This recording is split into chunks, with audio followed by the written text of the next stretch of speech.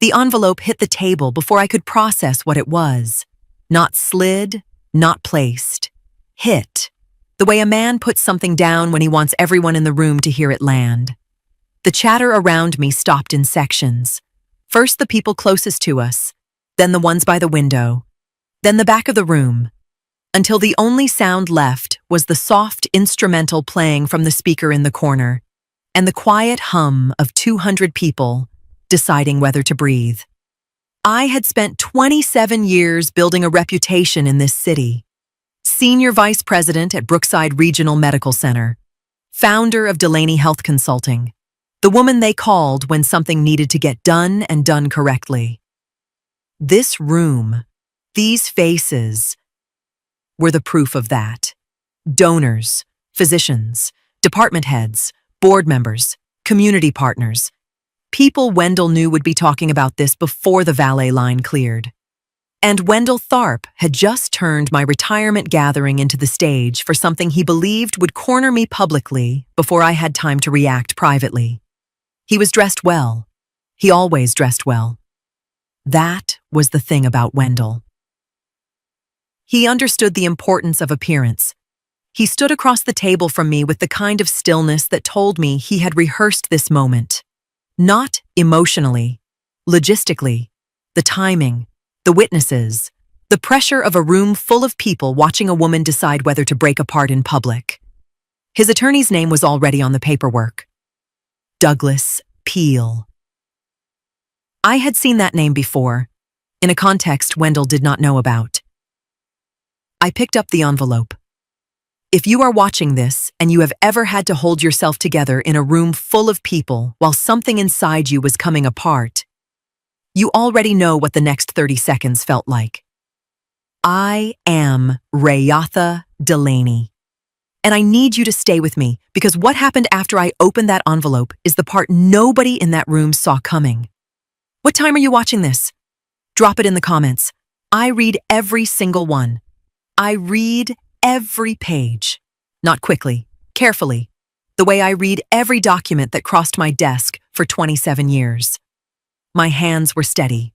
I made sure of that. Wendell had always believed pressure made people careless. That was one of the reasons he thought doing this publicly would work. When I finished, I took the pen from my jacket pocket, my own pen, not the one he'd brought, and I signed where the flags indicated. A quiet shift moved through the room, not shock anymore, confusion. I handed the papers back without a word.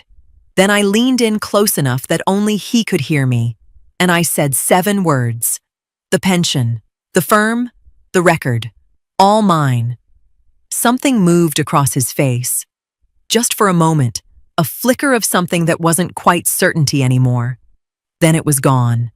He laughed. Not a quiet laugh, a full, open, performative laugh. The kind designed to carry across a room and reclaim control before doubt could settle in. The kind that says, she doesn't understand the paperwork. The kind that says, this is already finished. A few people near him shifted uncomfortably. Someone by the door looked at the floor. One of the cardiologists from Brookside picked up his drink and slowly stepped backward, like he suddenly realized he was standing too close to something private. I stepped back and straightened my jacket. That was when I saw her. Audria was standing near the far wall, a glass of water held with both hands, her eyes fixed on Wendell with an expression I cataloged and filed away. It was not shock. It was not discomfort. It was something quieter and more specific than either of those things. The expression of a person watching something unfold exactly the way they expected it to. I did not know yet what that expression meant. I would. In 3 months, I would understand every detail of what Audria already knew in that room. But standing there in the middle of my own retirement gathering, with Wendell's laugh still hanging in the air and 200 people pretending not to stare, I understood one thing clearly. He thought that laugh was the end of something. It was the beginning. Let me tell you what 27 years actually looks like. It does not look like the version Wendell told people at dinner parties. It does not look like the man who smiled beside me at hospital galas and shook hands with my colleagues and accepted compliments about my work as though proximity to it was the same as building it. It looks like me at a kitchen table at 11 o'clock at night, reviewing contracts for Delaney Health Consulting while he slept. It looks like me negotiating my first VP position at Brookside Regional while simultaneously managing a household he never had to think about because I made sure he didn't have to. It looks like a woman who decided early that the only way to protect everything she was building was to make it look effortless, because the moment it looked like work, someone would try to take credit for it. Wendell was not a bad man in the beginning. That is the part that makes it complicated. He was present, engaged, occasionally proud.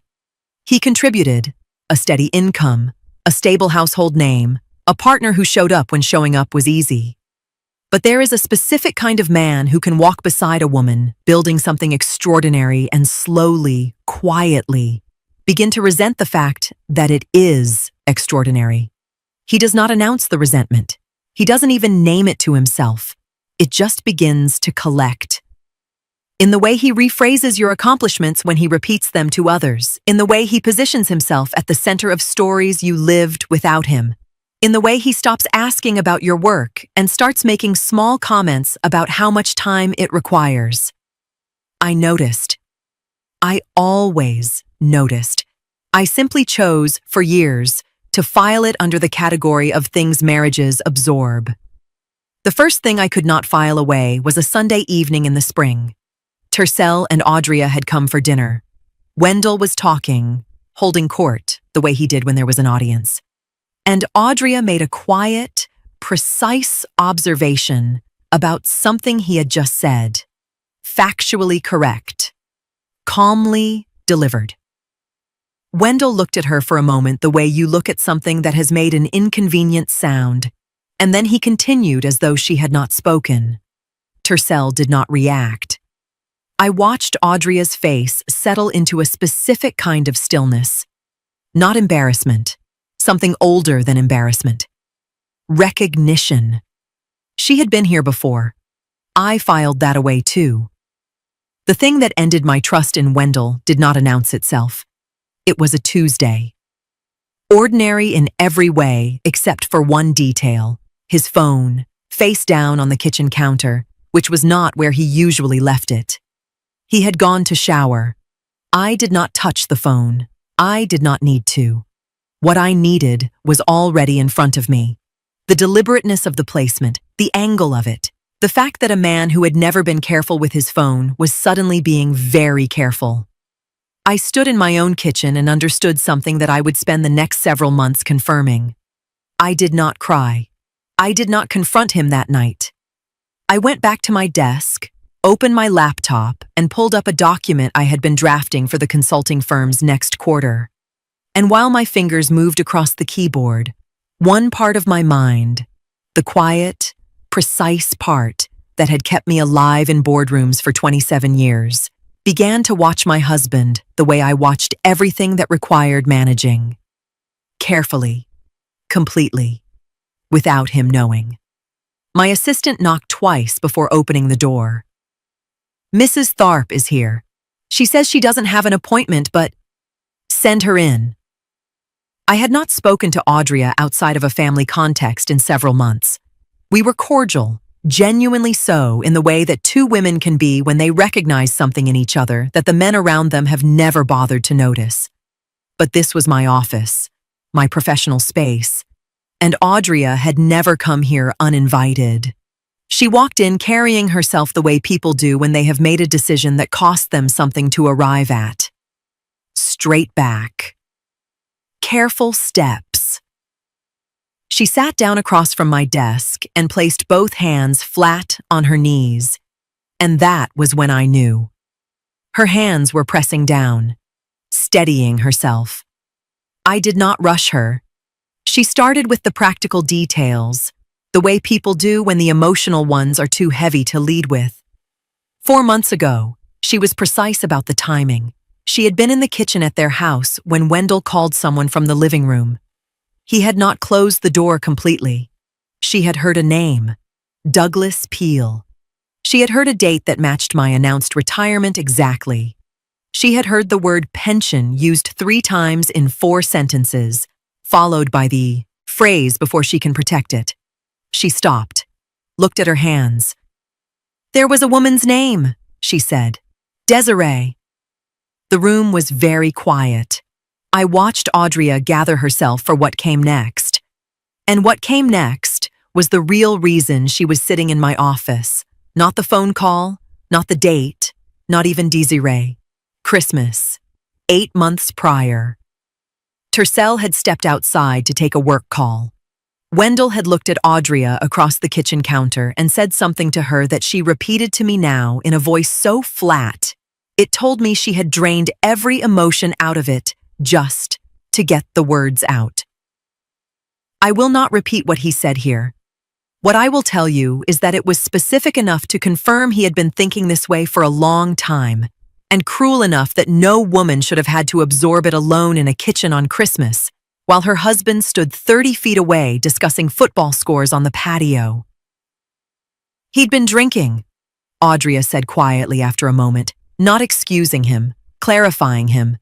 Not drunk, just comfortable enough to say what he actually thought. That detail mattered.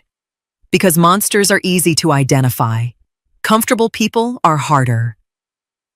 She had not told Tercel, not because she was protecting Wendell, because she had watched, over the course of that marriage, how quickly difficult truths became minimized once they entered the orbit of male loyalty and family preservation. She had wanted certainty before she brought him something that could not be taken back. So she waited. She listened. And when she overheard the call about my retirement date and the pension filing, she understood the shape of what Wendell was planning well enough to know silence had become participation. "When you announced the retirement party date," she said, "I knew he was going to do it there." That was the first moment I understood why Wendell had chosen a room full of witnesses. Not impulse, strategy. Public humiliation creates pressure. Pressure creates mistakes. And Wendell believed that if he cornered me in front of 200 people, I would sign quickly, emotionally, without thinking clearly enough to protect myself first. He had built the entire plan around that assumption. When Audria finished, the silence between us was not uncomfortable. It was the silence of 2 women who understood each other without requiring explanation. I stood up. I walked to the small table near the window where I kept an electric kettle and 2 mugs, a habit carried over from years of difficult conversations that needed something warm to anchor them. I made her tea. We did not speak while the water boiled. When I handed her the mug, she looked at me with something in her eyes that I recognized as relief. The specific relief of a person who has been carrying something alone and has finally set it down in the right place. I walked her to the door. I thanked her. I meant it. Then I sat back down at my desk, pulled my personal phone from the drawer, not the office line, and scrolled to a name I had saved 3 weeks earlier after a quiet recommendation from a colleague at Brookside, Sylvia Drummond. I pressed call. She answered on the second ring. Sylvia Drummond's office did not look like a place where people came to lose. It was precise, ordered, the kind of space that tells you the person who occupies it has never once confused motion with progress. She was already standing when I was shown in, mid-50s, natural haircut close, reading glasses pushed up on her forehead like she had just set something down to give me her full attention. She shook my hand once, firmly, and gestured to the chair across from her desk. "Tell me what you know," she said. "Not what you feel, what you know." I told her, all of it. Audria's visit, the phone call, Douglas Peel's name, the date, the pension, Desiree. I spoke for 11 minutes without interruption. When I finished, Sylvia removed her glasses from her forehead, set them on the desk, and was quiet for a moment that felt longer than it was. Then she opened a folder. The Alabama RSA pension system operates under specific state rules, she said. Not generic federal templates, state-specific administrative requirements, which means a QDRO, the court order required to divide pension interests in a divorce, has to meet RSA language requirements exactly. She slid a sample document across the desk. Wrong classification, wrong calculation method, wrong alternate payee language. Any one of those deficiencies can trigger rejection. She paused. And timing matters just as much as wording. I kept my expression neutral. And Douglas Peel? General practice family law. She said it without contempt, the way you state whether. Not incompetent, just procedural. He uses standard template filings because in most divorces, standard filings work. Private pensions, retirement accounts, basic marital division structures. She tapped the sample document once. The RSA is not basic. That distinction mattered. Because if Douglas Peel had been reckless, this would have been easier.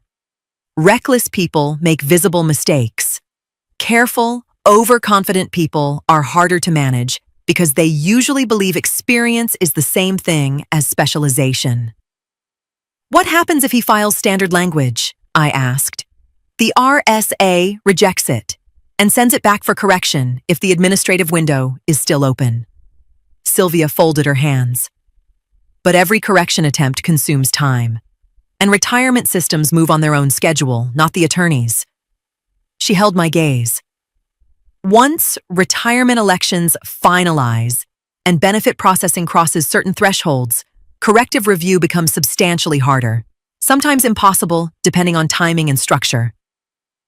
Impossible. Administratively barred, she corrected calmly. Not dramatic. Just closed.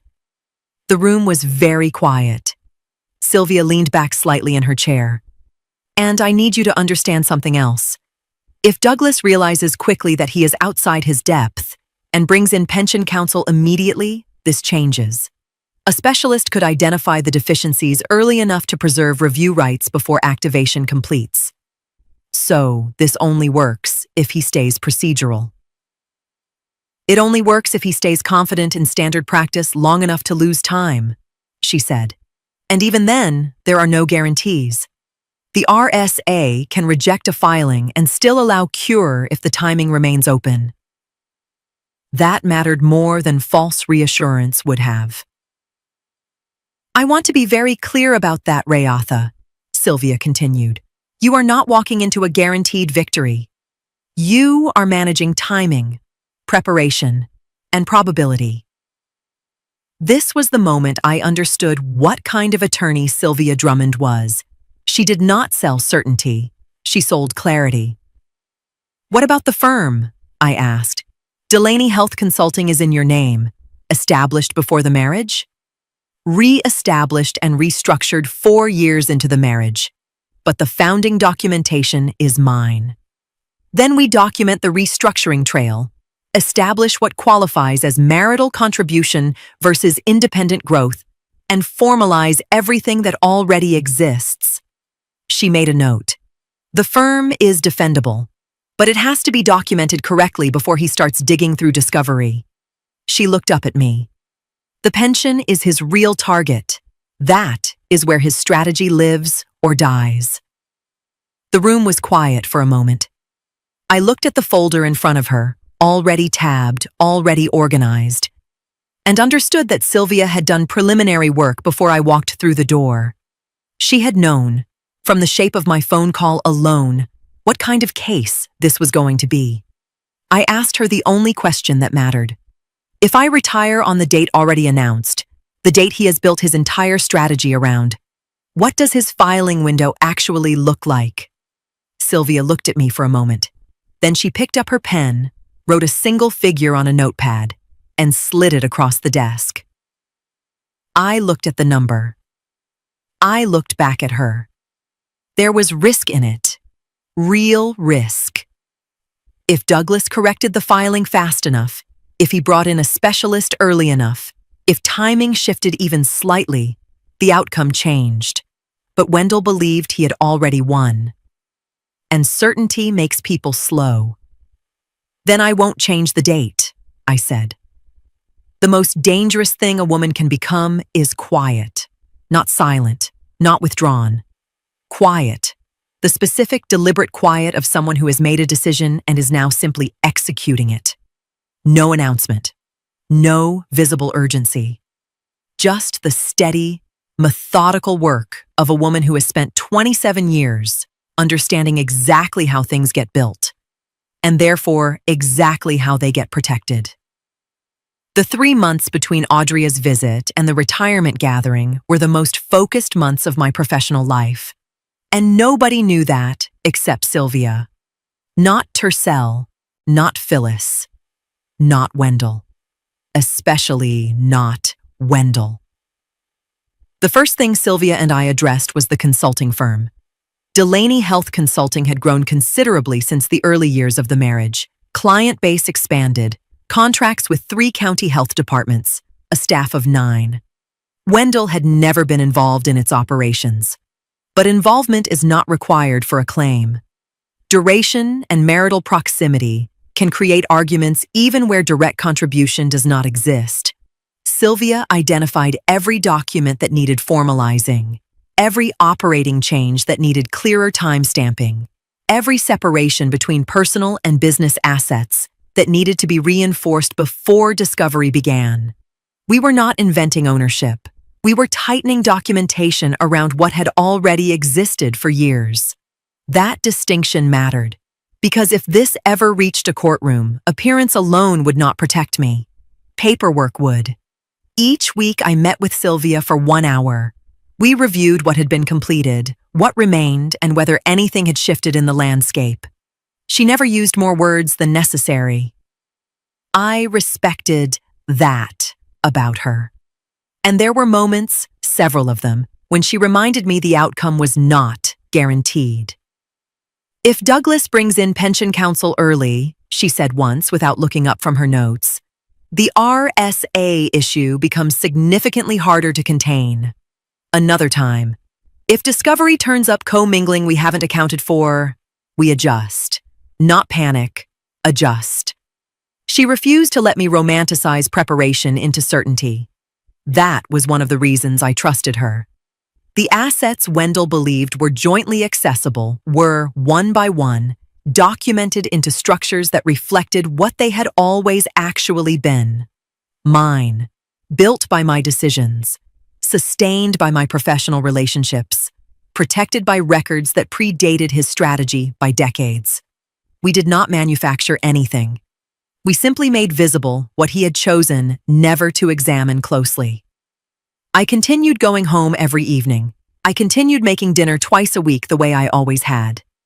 I continued sitting across from Wendell at the kitchen table and discussing his day with the appropriate level of engagement, because the alternative, withdrawal, coldness, anything that registered as a change in pattern, would have told him something had shifted.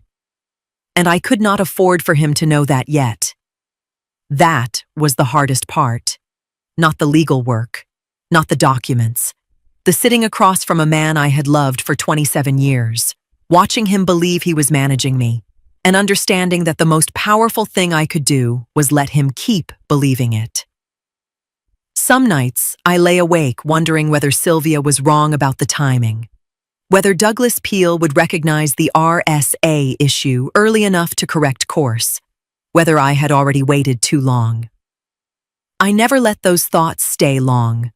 Fear is useful in short doses.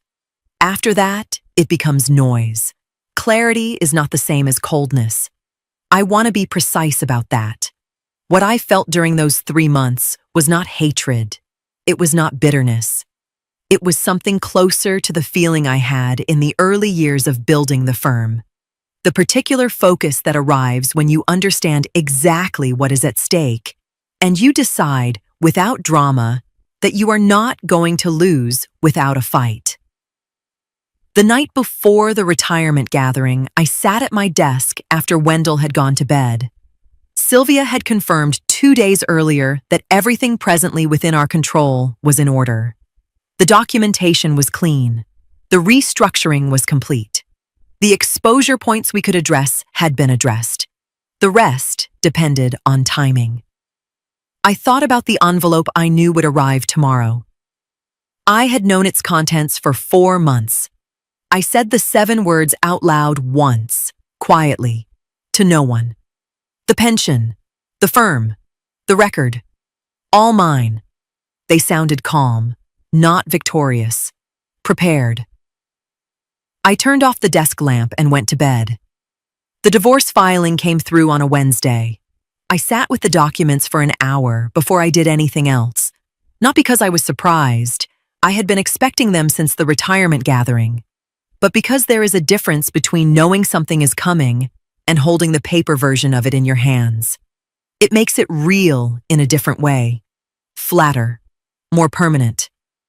What I kept returning to was not Wendell. It was Tercel. My son had not called me since day 0. Not a text. Not a message passed through Audria. Nothing. And I had not reached out to him either. Not because I was punishing him, but because I needed to understand what his silence actually meant before I decided what to do with it. So I went back. 4 months before day 0. The same week Audria had come to my office. Tercel and Audria had come for Sunday dinner, one of those ordinary evenings that only becomes significant in retrospect. Wendell was in a particular mood that night. Expansive. The kind of mood that made him generous with his opinions and careless with his words. We were at the table when he said it. He was speaking generally, or performing generally, about sacrifice and compromise. The way men sometimes do when they want to say something specific without being accountable for saying it. And then he looked briefly in my direction and said that building a life with an ambitious woman costs a man things he never gets back. The table went quiet. I looked at Wendell with the same expression I used in boardrooms when someone said something that revealed more about them than they intended. Audria looked at her plate, and Tercel, my son, 34 years old, a man I had raised to understand the value of what a woman builds, looked at the table and said nothing. Not nothing in the way of someone caught off guard. The silence stretched long enough that he could have interrupted it if he wanted to. He picked up his glass instead, took a sip, bought himself time the way people do when they are trying not to become part of a conflict they already recognize. Then he changed the subject. Not forcefully, carefully. A question about football. Something work-related. I do not even remember the exact pivot anymore. Only the feeling of watching my son steer the conversation away from danger instead of through it. At the time, I told myself he was uncomfortable, that he was trying to keep peace between 2 people he loved. And part of that was probably true. Tercel had always hated confrontation. Even as a boy, he preferred managing tension quietly over standing directly inside it. He was the kind of child who tried to calm arguments before deciding whether something deserved defending. But sitting with the divorce documents now, I understand something more difficult. Avoidance is still a decision. What I understand now, sitting with the filing on a Wednesday, is something that makes Tercel's silence more complicated than betrayal. He did not know about Audria's visit. She had kept it entirely private, told him nothing, given no indication that she had done anything outside the ordinary rhythms of their life. Which means when Tercel sat across from his father that Sunday and chose silence, he was not choosing Wendell over a mother who had already begun protecting herself. He was choosing comfort over disruption, neutrality over risk. And somewhere underneath that, whether he admitted it to himself or not, he was also backing the side he believed would win. That is its own kind of answer about a person. I did not cry about it. I want to be honest about that. I did not sit in my living room with the filing documents and grieve loudly. What I felt was quieter and more durable than tears. It was the specific weight that arrives when you love someone without condition for 34 years and discover, in a single recalled moment, that they have been keeping a ledger. He had a mother who never once asked him to choose, and he had chosen anyway. I set the documents down, walked to the kitchen, and poured myself a glass of water. I stood at the window for a long moment, looking at nothing in particular. Then I went back to my desk. There was still work to do. Sylvia placed the discovery documents on the desk between us without comment. She did not editorialize. That was her way. She gathered information, organized it, and presented it with the same neutrality she applied to everything, letting the facts carry whatever weight they carried without her assistance. I pulled the folder toward me. Desiree was 37 years old. She worked as a senior coordinator at a logistics company in Hoover. Steady position, consistent employment history, the kind of professional record that speaks to a person who shows up and does what is required. She rented a 2-bedroom apartment on the south side of Birmingham. No property, no significant assets. A car paid off 2 years prior. Nothing in that file suggested a woman looking for a shortcut. Audria had filled in what the documents couldn't. She had met Desiree once, briefly, at an event Wendell had brought her to under a cover story that Audria had believed at the time and only later understood. She described her as composed, quietly optimistic, the kind of woman who laughs at the right moments and asks questions that tell you she was actually listening. What Wendell had told her, this was the part I sat with longest. He had told Desiree that he owned the consulting firm, not that he was connected to it, not that he had proximity to it, that he owned it, that Rayatha had been his employee in the early years, that the marriage had evolved into an obligation he had honored far beyond what it deserved, and that once the legal process concluded, there would be a settlement substantial enough to start fresh. A house, stability, the life she had been carefully, patiently working toward. He had been specific about the house, size, location, the yard she had mentioned wanting. Liars who use specific details are the most convincing kind. They understand that vagueness creates doubt and specificity creates belief. Wendell had always understood that. It was, in its way, the same skill that had made him a convincing partner for 27 years. The ability to be precise enough about what he intended that you stopped questioning whether he was capable of delivering it. I closed the folder. What I felt sitting across from those documents was not what I expected to feel. I had prepared myself for something harder. Anger, perhaps, or the particular humiliation of imagining the version of yourself someone else constructed for their own purposes. What arrived instead was something quieter. Recognition. Desiree had been handed a story and trusted it because the person telling it sounded certain. She had organized her hope around specific details, a yard, a house, a life that felt permanent, because Wendell had been careful enough to make those details feel like evidence rather than performance. I knew what it was to trust a specific man. I knew what it was to build your understanding of a situation around the information he chose to give you. The difference between Desiree and me was not intelligence. It was not character. It was timing and access. I had eventually seen behind the presentation. She had not yet. I slid the folder back across the desk to Sylvia. "She doesn't know," I said. Sylvia looked at me. "No. What he actually has." I was not asking. "What he actually has," Sylvia confirmed, "is considerably less than what he described." The room was quiet for a moment. I thought about a woman in a two-bedroom apartment on the south side of Birmingham, still waiting on a life that was never going to arrive the way she was told it would. I did not hate her. I never did. Sylvia called me on a Thursday morning at 8:47. I know the time because I was standing at my kitchen window with my first cup of coffee, watching the neighbor's dog investigate the same patch of grass it investigated every morning. And I looked at the clock on the microwave when my phone rang because Sylvia never called before 9 unless something had moved. "The RSA responded," she said. No preamble. That was Sylvia. And rejection. 3 deficiencies.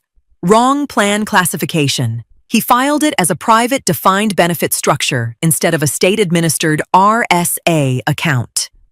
Incorrect benefit calculation method. He used a standard marital share formula the RSA does not recognize, and the alternate payee language failed RSA compliance review. A brief pause. The filing has been rejected at the administrative level. The correction window is now extremely narrow. I did not respond immediately. "Rayatha." "I heard you," I said quietly.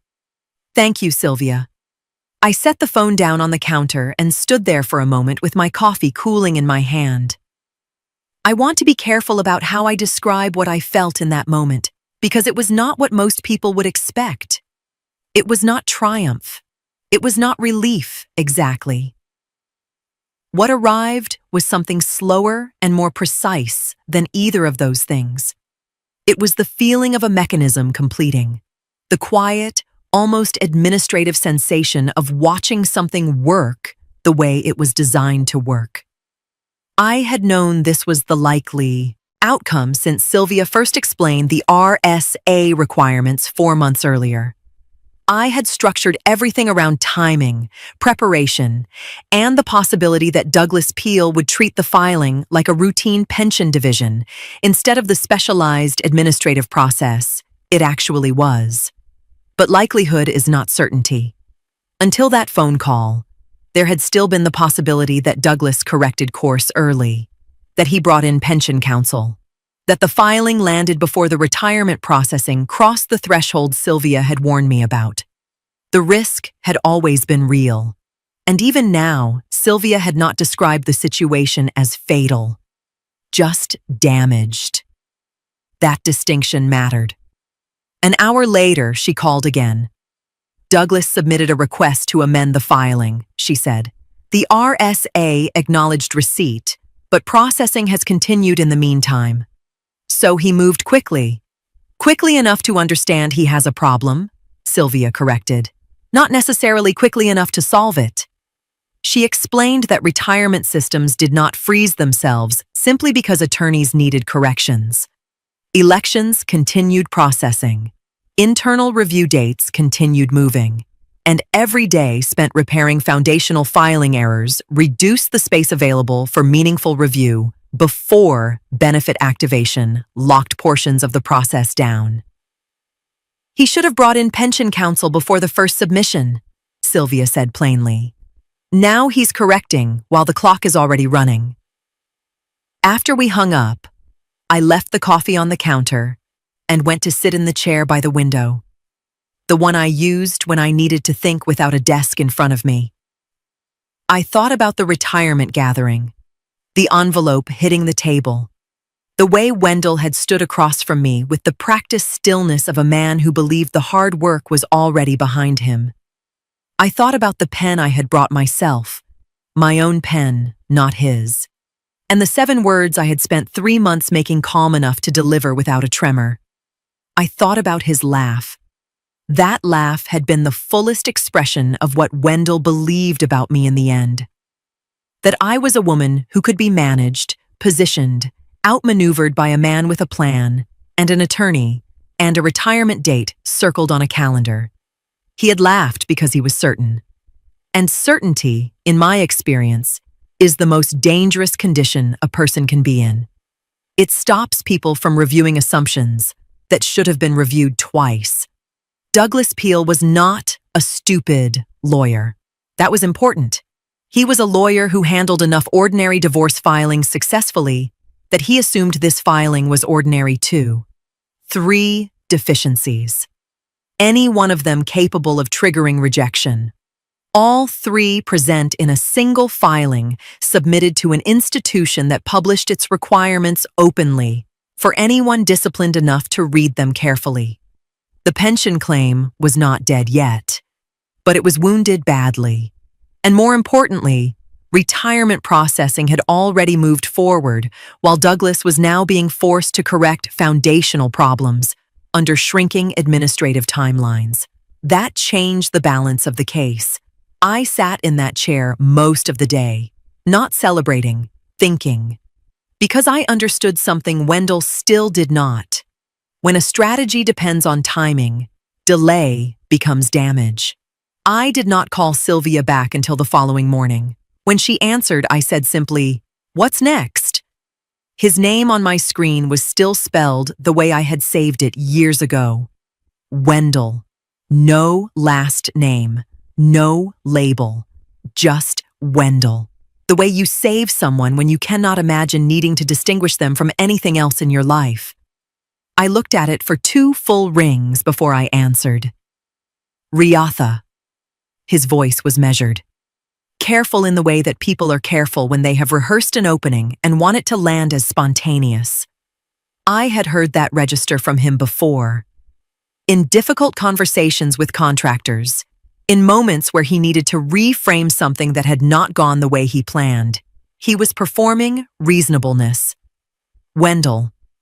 I've been thinking, he said, that the way things have been handled, by both sides, maybe got away from us a little. I think there's probably a conversation worth having, as 2 people who spent a life together. I let a moment pass before responding. What kind of conversation? A reasonable one. He paused. I don't think either of us wants this to drag on longer than it needs to. There may be room to revisit some of the terms, simplify things. I understood exactly what was happening. Wendell had learned about the QDRO rejection, probably within the last 48 hours, based on the timing of this call. Douglas Peel had delivered news that required an emergency strategy adjustment, and Wendell's first move was to come directly to me. Not through attorneys, directly, which told me he was trying to assess how much I knew before deciding how much he needed to concede. He wanted to read me. I had no intention of being readable. I think Sylvia handles anything related to terms, I said. That's what she's there for. I'm not talking about attorneys, Riatha. I'm talking about 2 adults. We are 2 adults with active legal representation. Sylvia handles the terms. A short silence. He was recalibrating. I could hear it in the quality of the quiet, the specific texture of a person deciding which angle to try next. I just think, he said, that some of the filings may have created complications that weren't necessary. On both sides. Things that could be addressed without making everything more difficult. There it was. Not an apology. Not a confession. A probe, dressed in the language of mutual inconvenience to disguise the fact that only one side had experienced a complication. I let another moment pass. I received a copy of the RSA administrator's letter, I said. The silence that followed lasted 4 seconds. I counted them. When he spoke again, his voice had changed in a way he probably did not realize. The careful reasonableness was still there on the surface, but something beneath it had shifted. A tightening, a recalculation happening in real time.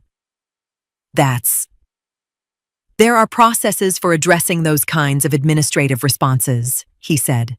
Douglas is looking into the options. I'm sure he is, I said. Nothing more. Another silence. Shorter this time. He was trying to find a foothold, and the conversation was not offering him one. Every response I gave was precise enough to confirm I understood the situation, and brief enough to give him nothing to work with. I'll let Sylvia know you're open to a conversation, I said. She'll be in touch. I ended the call before he could respond. I set the phone down and sat very still for a moment. He had called to find out how much I knew. Now he knew that I knew everything, and he had no idea what I was going to do with it. Reverend Spears caught me in the parking lot after the second service. He was not a man who rushed toward difficult things. In 20 years of attending his church, I had watched him navigate more family fractures, more quiet community crises, more situations where the truth was complicated, and the people involved were sitting in the same pews. And he had always moved toward those situations the same way, deliberately. With the specific patience of a man who understood that how you approach a person in pain matters as much as what you say when you get there. He fell into step beside me, and we walked for a moment without speaking. "I want you to know," he said finally, "that I am not here as anyone's messenger. I know that, Reverend. I'm here because you have been a part of this community for a long time, and because what's being said deserves to be—" He paused, choosing carefully. Balanced. I stopped walking. I turned to face him. "Tell me what's being said." He did. All of it. Wendell had been present at 3 community gatherings in the past 2 months, the kind of gatherings where Birmingham's professional and church communities overlapped, where reputations were built and revised over coffee and careful conversation. At each one, he had worked the same narrative with minor variations. A wife, consumed by her career. A man who had supported her ambitions at the cost of his own. A marriage he had tried to hold together while she had prioritized everything else. He had been specific enough to sound credible and vague enough to avoid accountability. He had not said anything that could be directly refuted, only things that could be believed by people who did not have the full picture. And some people did believe him, Reverend Spears said quietly. I said nothing. "Not everyone," he continued, "but enough that the conversations became divided." He explained it carefully.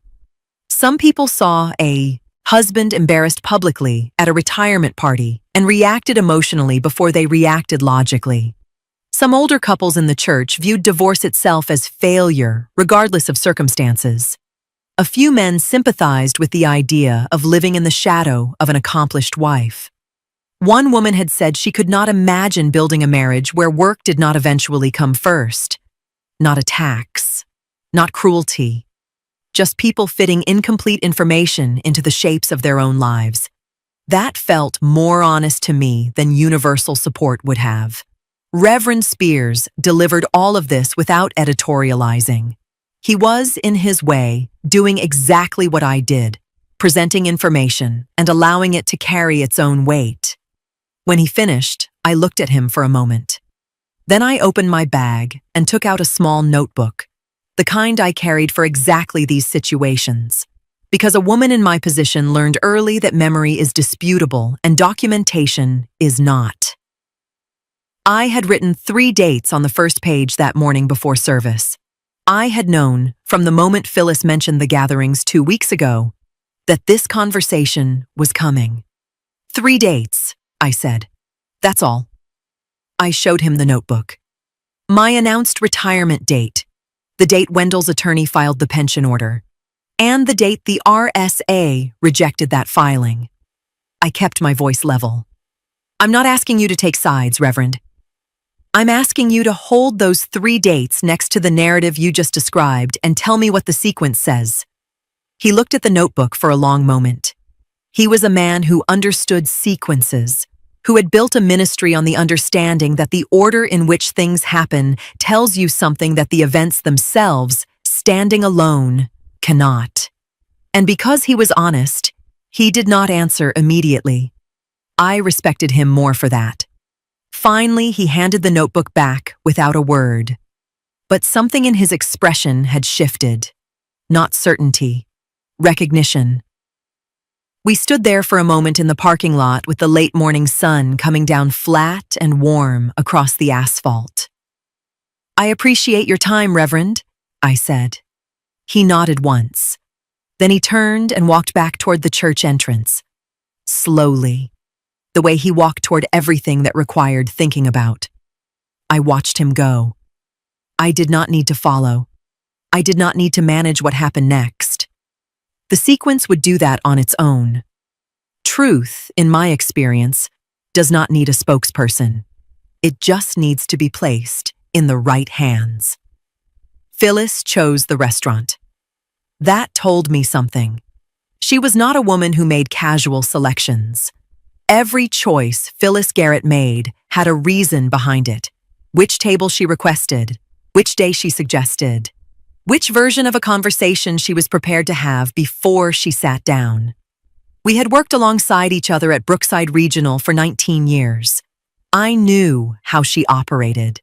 She had chosen somewhere quiet, midweek, away from the hospital district. She wanted to say something she had been holding for weeks without anyone we worked with overhearing it. We ordered. We talked about small things for the first few minutes. The comfortable preamble of two women who have known each other long enough to understand that sometimes you need to arrive at the real conversation gradually.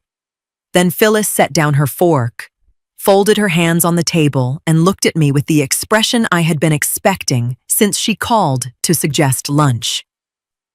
"I need to tell you some things," she said, "and I need you to just let me get through them." "Go ahead." She started with the hospital.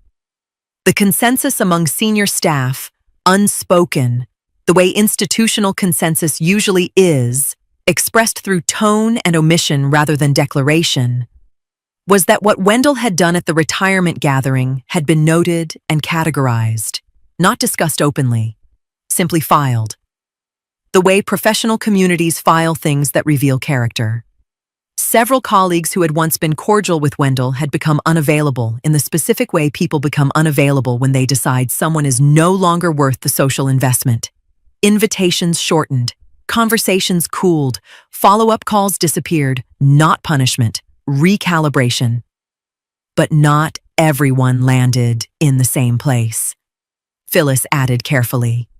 A few people think the divorce should have stayed private. A couple of the older board members felt the hospital crowd judged him too quickly. I listened without interrupting. One donor said your career probably created pressures nobody else saw, she continued. And one of the physicians told me he thought the whole thing looked like two people who stopped knowing how to live in the same room. Not defense, not support exactly, but not condemnation either. That mattered more because it sounded real. Then she told me about the events. Wendell had attended a healthcare industry reception 3 weeks after day 0. He had arrived the way he always arrived at those functions, with the easy confidence of a man who expected rooms to receive him. 3 people within the first 20 minutes had asked where Riatha was before engaging with him directly. Not unkindly, just first. As though his presence now required context he could no longer provide on his own. He tried to turn it into a joke, Phyllis said quietly. People laughed politely. Then the conversations moved on without him. That detail mattered more than open hostility would have. Open hostility creates drama. Professional distancing creates isolation. He stayed 40 minutes and left before the program started. The second event was a Brookside Regional Community Partnership dinner 2 weeks later.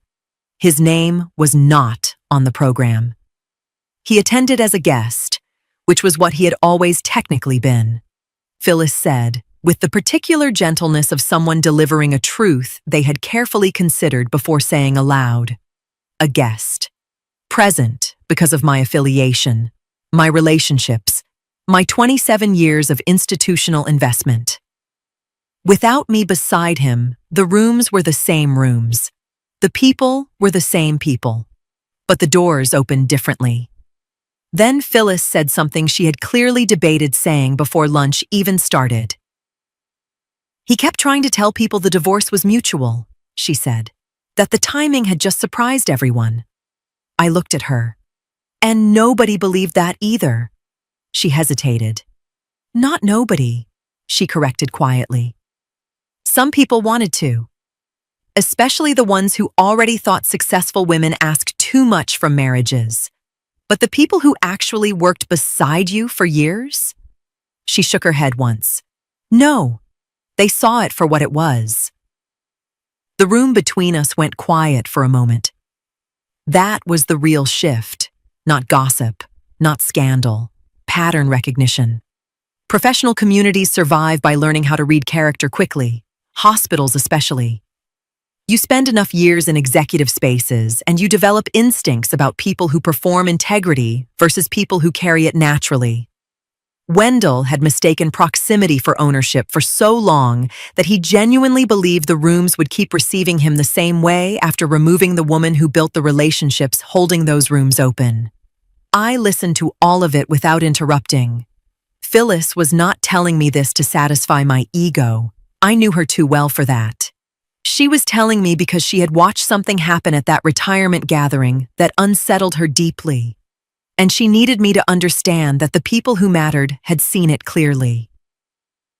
Nobody who knows you, she said quietly, believes his version.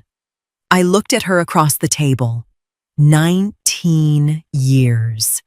She had watched me build every piece of what I had built inside that institution.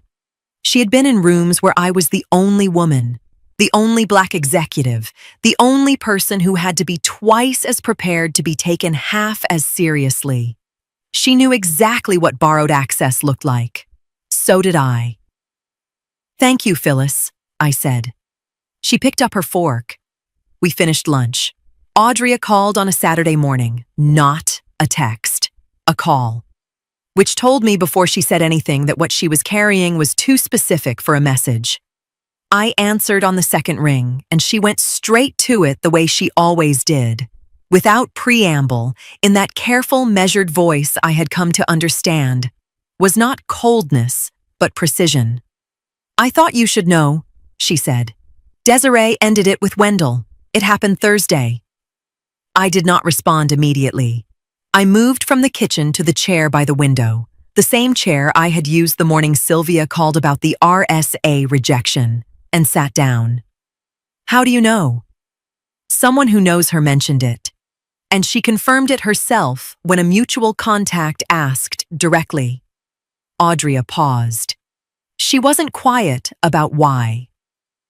The why was this, and Audrey told it to me the way she told me everything, without editorial, just the facts arranged in the order they happened.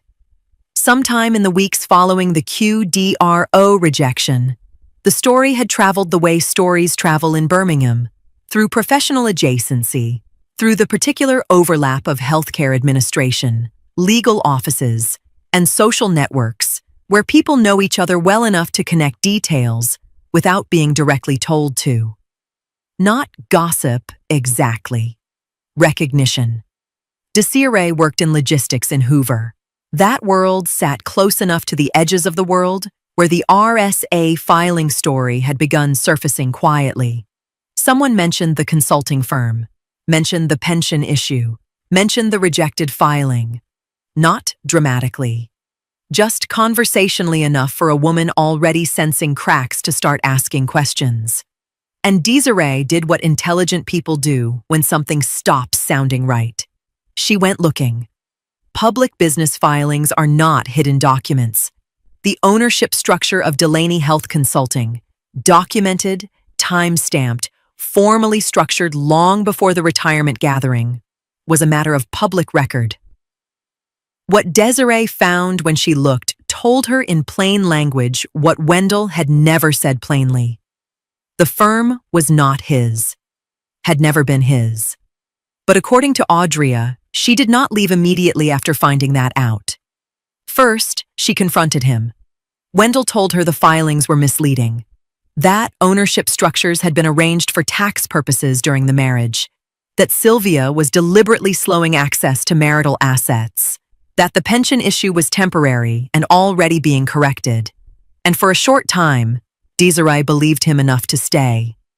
That detail mattered to me.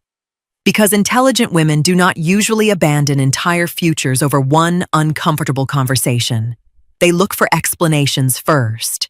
They try to reconcile the version of a person they trusted with the information now sitting in front of them. But explanations require consistency. And Wendell's story kept changing. The pension problem became minor paperwork. Then Sylvia manipulating timing. Then the state system creating delays. Every version sounded slightly different from the one before it. Meanwhile, the public records stayed exactly the same. And once she started pulling at those threads, the rest of the story unraveled quickly. What Wendell actually had, standing alone without the architecture of my career beneath him, was a lease on a 2-bedroom unit in a complex off Highway 280 and a car note with 14 months remaining. She had wanted a house with a yard. More than that, she had wanted stability that was real. That was the part Wendell had never understood. Women like Desiree are not usually chasing fantasy. They are chasing certainty, predictability, a future they can place their weight on without falling through it. Wendell had offered her a performance and called it a plan. She left on a Thursday.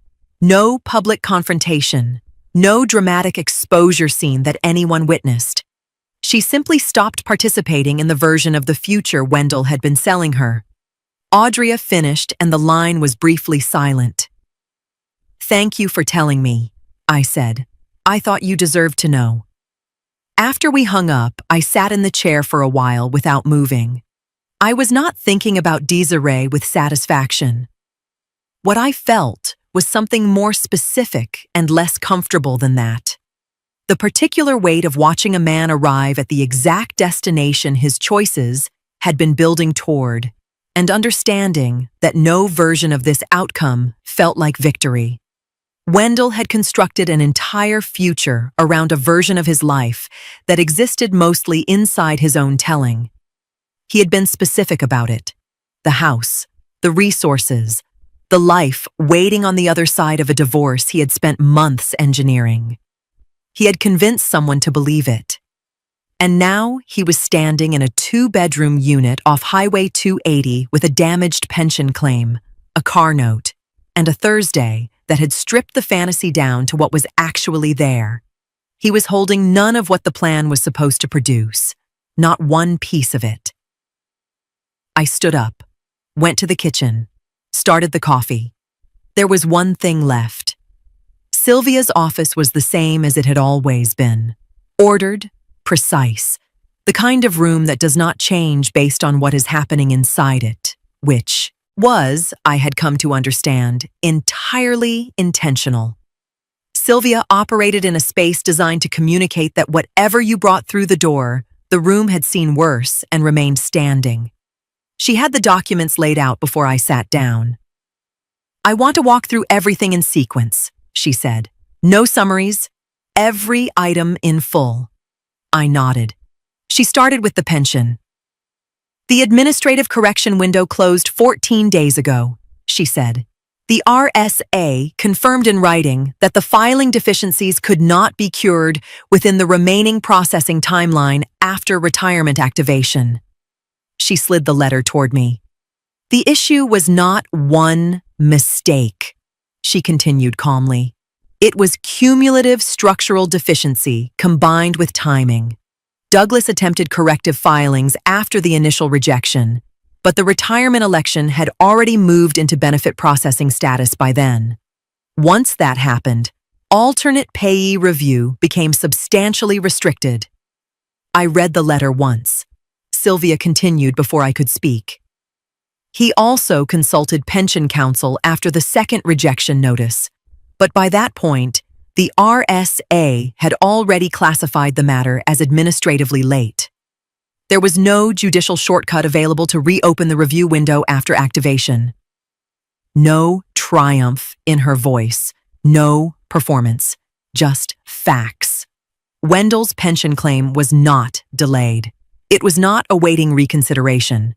The filing had been administratively dismissed and closed. No courtroom drama, no dramatic judicial speech, just procedure. Sylvia said it without inflection. I received it the same way. Then she moved to the consulting firm. Delaney Health Consulting was documented as independently operated and substantially traceable to my direct professional development, client acquisition, and pre-existing business foundation. The restructuring Sylvia and I completed before day zero had produced a paper trail Douglas Peel challenged twice during proceedings and failed to materially undermine either time. Not untouchable by magic. Untouchable by documentation. That distinction mattered to me. The marital home came next. Equity division. Specific figures. Specific terms. A negotiated buyout structure that gave me clean title within 90 days. I would not need to move. The home I had maintained for 21 years would remain mine without dispute. Then Sylvia set down the page she had been reading from and looked at me directly. "There is one more item," she said, "and I want you to understand it fully because Wendell's team only recently calculated its long-term implications." She explained it plainly. 27 years of marriage entitled me, under federal Social Security law, to claim divorced spouse benefits on Wendell's earnings record when eligible, potentially up to 50% depending on timing and election structure. Not a division of his monthly benefit. Not a reduction of what he personally received. A separate legal entitlement calculated from the same earnings history. "He cannot prevent you from claiming it," Sylvia said, "and the entitlement survives independently of his preferences." The room was quiet. I looked at the documents spread across her desk, every figure correct, every term documented, every protection I had spent 4 months reinforcing, now standing exactly where I had placed it. 27 years reduced to paper. Organized, settled, final.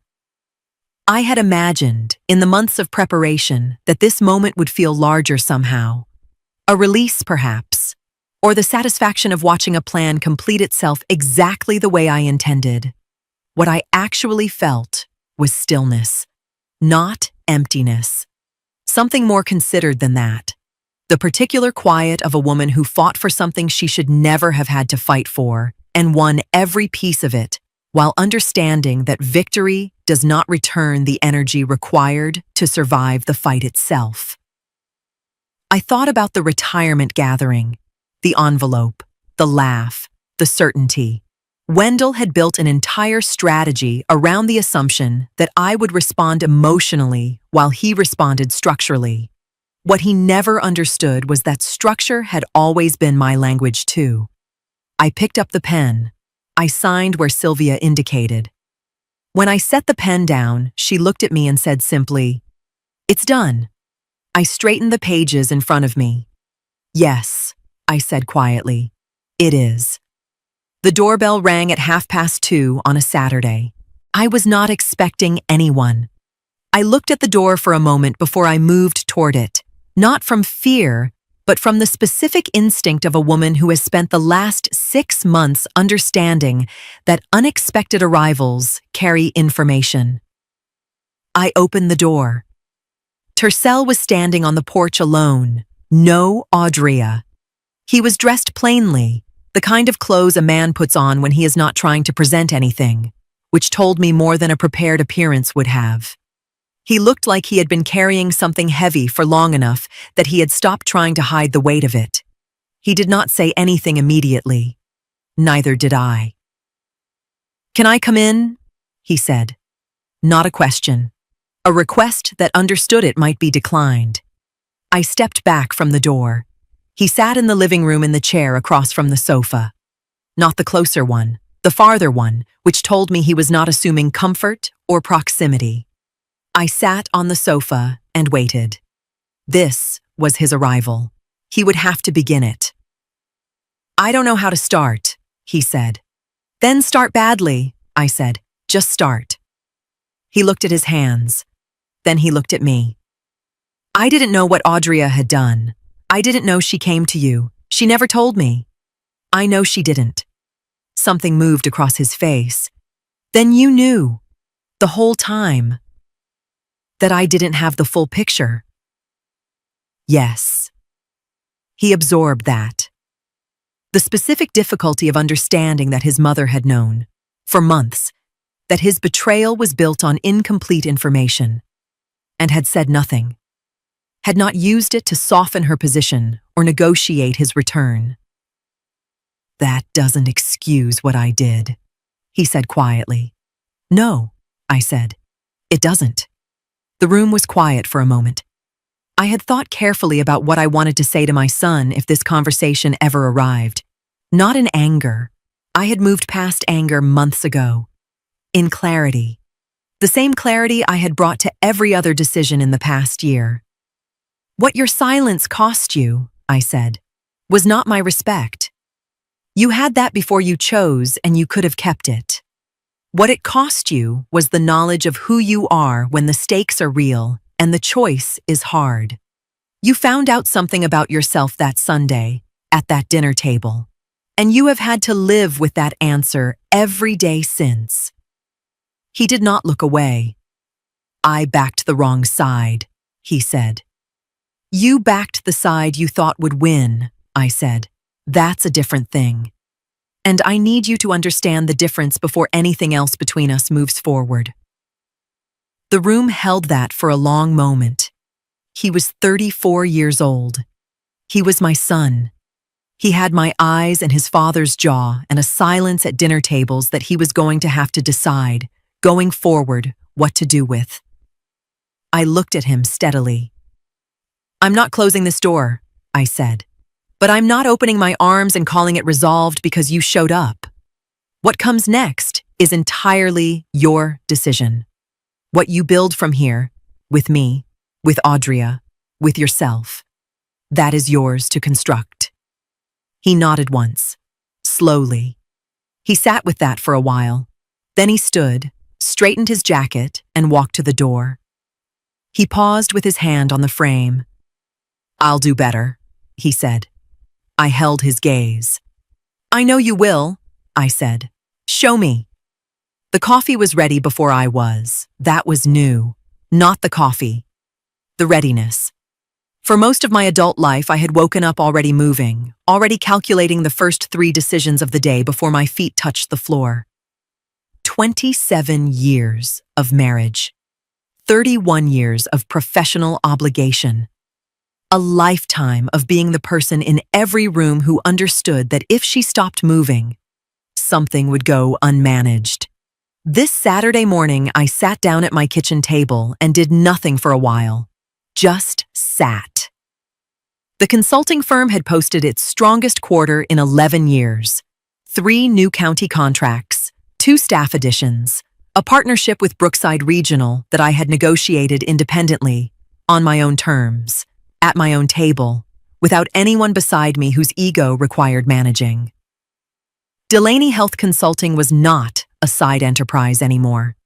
It was the main thing. It had always had the capacity to be the main thing.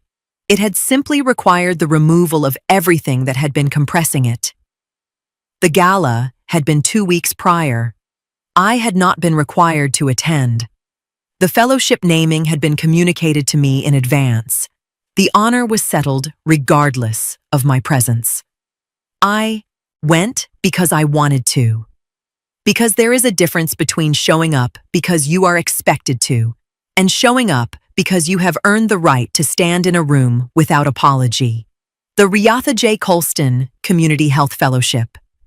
My name on something that would outlast every version of this year. I had worn the green dress. I had arrived alone and left when I was ready. Wendell had not been there. He would not have been added to the program regardless. That particular room had completed its quiet recalibration months ago. I had not engineered that. I had not needed to. Rooms that were built on genuine contribution do not require instruction on how to redistribute themselves when the contribution is finally correctly attributed. He was simply no longer present in the places that mattered, not because of anything I had done to remove him, because of everything he had revealed about himself in the attempt to remove me. I wrapped both hands around my coffee mug and looked out the kitchen window at the yard. 9 months ago, I had stood in a room full of people who had spent decades watching me build something. And a man had placed an envelope on a table and laughed at 7 words I whispered. The pension, the firm, the record, all mine. He had laughed because he believed I was performing confidence I did not have. Because in his understanding of me, even after 27 years, I was a woman who could be rattled if you timed the blow correctly. He had spent months constructing the timing. He had walked into that room certain. He had never understood that the words were not a threat. They were a ledger. Every item already accounted for, every protection already in place, every document already signed, time-stamped, and counsel approved before he produced a single page of his own. I had not been bluffing. I had been reading him his future, and the life on the other side of that whisper, this kitchen, this Saturday, this coffee going warm in my hands with no agenda and no performance, and no one to manage or protect myself from. This was not something I had built in response to what he did. I had built it long before he decided to make his move. He had simply made it visible. I took a slow sip of coffee. Outside the window, the yard was quiet, and the morning was full, and there was nowhere I needed to be. I stayed right where I was.